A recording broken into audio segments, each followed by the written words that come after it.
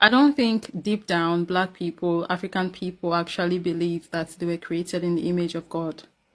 Because if they genuinely think or believe this, their gods, as displayed in all of their homes, will not be looking like what I know is looking like right now. I think they tell themselves that, but they don't actually believe it. Because if a Black person thinks of God, I can bet my last kobo that the image that they make up in their head is a white man with white long hair and white clothes. When they think of God, that's the image that they have in their head. Nobody thinks Black when they think God, not even an African. And why should they? Why should they think of God as a being that looks like them when they have been conditioned from infancy that this being is white? I grew up Catholic, right? And in the Catholic Church, from a very young age, all I see of God, Jesus, heavenly beings, the angels, and all of that, they're all white. All of them are white with blue eyes. We have a very big statue. There's always a very big statue of the crucified Jesus, arms stretched and all, at the middle of the church, the eye of every Catholic church. Mary, too, present on the altar of most of these churches. Joseph to one end as well. And then angels sometimes plastered on the wall, depending on the decor for each church. They all vary, but these images are all there. And these are the images you kneel down to in church while you pray. When you think of holiness, when you think of godliness, these are the images that come to mind, right? Because they have been constantly, from a very young age, been reinforcing this to you. So then when an African wants to think of God, like, what do you expect them to think of? Of course, it's nothing like them. They don't see them being represented as God growing up. They don't see any God or any heavenly being or any saint being represented to look like them growing up. So why should they think that they actually could look like God, or that God looks like them, or that they were even created in God's image? They can't. Who do you think this image is right here? Look at this image. Who do you think this is? Who you think? Jesus, Who is this right here?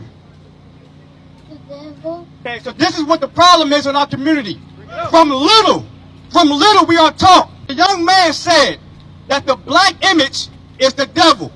And this is what the problem. We got a church right here on the corner. He said, this is Jesus and this is the devil, right? Those are his exact words. I'm asking y'all, which one resembles him?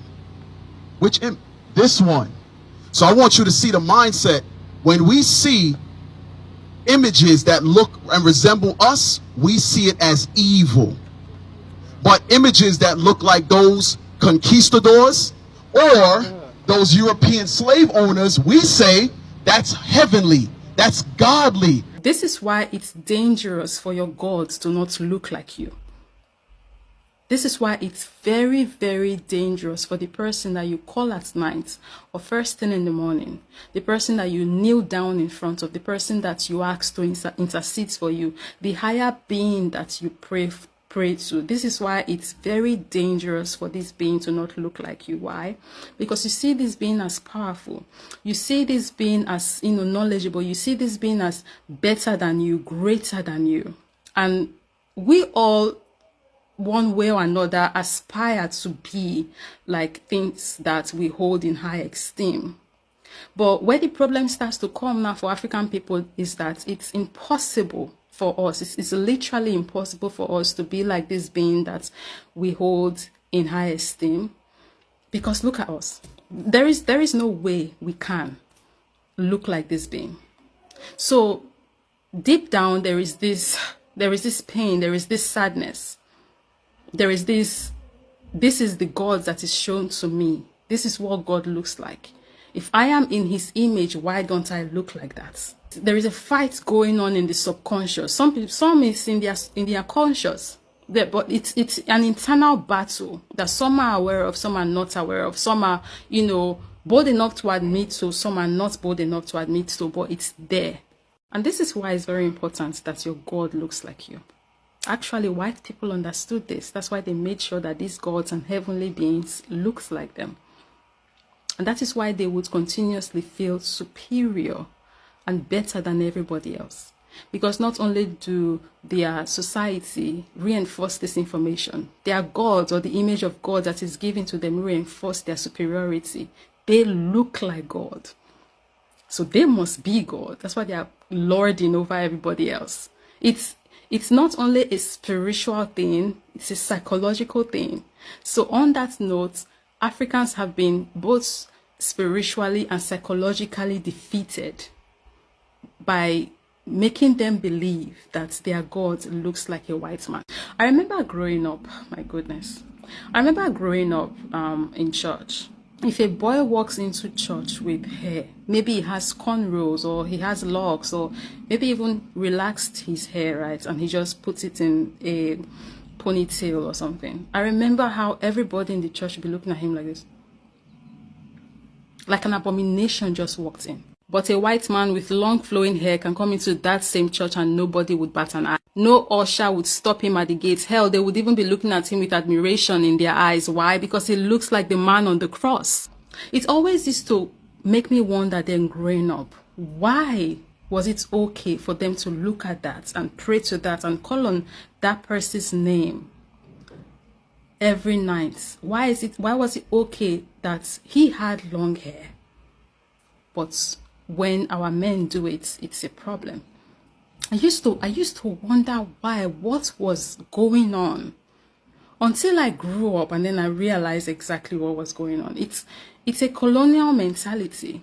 It's a white is right, black is wrong mentality. It's a European is right, African is wrong, an abomination mentality. And this has been put into the minds of African people from a very young age without their knowledge. Slowly, they have been acculturized, socialized to view not only themselves this way as wrong, but also their fellow African people. They are not aware of this thing.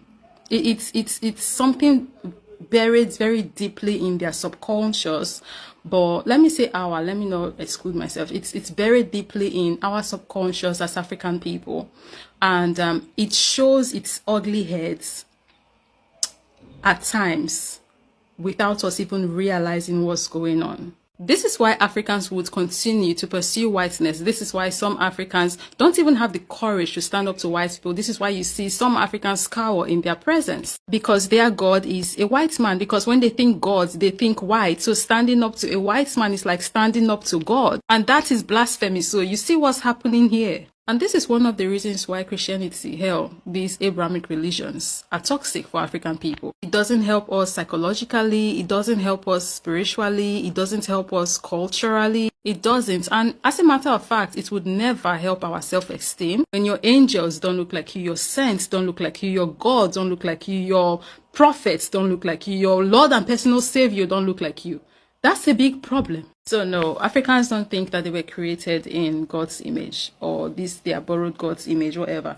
Because if they genuinely think or believe this, their gods, as displayed in all of their homes, will not be looking like what I know is looking like right now. If they believe that their God looks like them, or that they look like God, they would have painted Jesus, the pictures in their houses that they have of him, black a long time ago. But they don't think their God is black. And as a matter of fact, I don't even think they want their God to be black. I don't even think if someone comes and tells them God is black, that they would actually believe them. Then there's the issue of white Jesus. And I can tell you some of y'all scratching it. Some of y'all got a white Jesus at home. Now, I'm going to break this down so it makes sense. Because the pastors always want to ask me, well, listen, Doc, we listen to you and all. But why do you keep talking about the Jesus thing? Color don't matter. And when I say pastor, I'm a psychologist. Color does matter. Listen, y'all, I wish y'all don't understand this, so y'all know it's not a superficial argument. Your brain stores all information in symbols or archetypes. Every memory you got is translated into an image. If a child is raised up since birth looking at a white image of God, the brain will take that image, codify it, and make it a part of the child's law of their own being. So when a child grows up, their brain will associate that image of white Jesus with anything white. So then by the time he gets to second grade, he expects the principal to be white because God is white. He expects the judge to be white because God is white. In fact, he's comfortable with white people running his whole damn life because of God is white and God is pure and God is all power. Then maybe it only makes sense that white people should be in control. Listen, I'm telling you, you're teaching black kids to worship white folks before the white teacher even get to them. You're teaching black kids to worship white folks before the white teacher even get to them. You're teaching black kids to worship white folks before the white teacher even get to them. You're teaching black kids to worship white folks before the white teacher even get to them.